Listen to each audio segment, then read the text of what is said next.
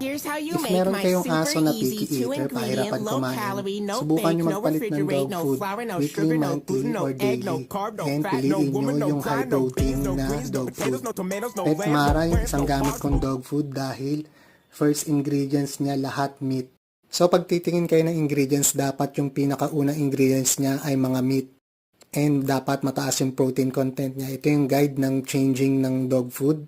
Ito naman yung ibang additional na nutrients niya like mga vitamins nandito na nakalista and 22% yung protein niya.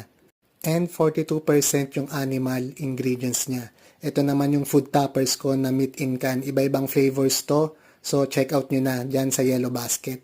Ihalo nyo lang sa Pet Mara dog food. Ito na si Yashika hindi makapag-antay. Gusto niya nang kumain agad. Sa si Yashika dati, napakahirap pakainin nito. Ngayon, okay na siya kumain dahil everyday, iba-iba na yung dog food niya and high in protein.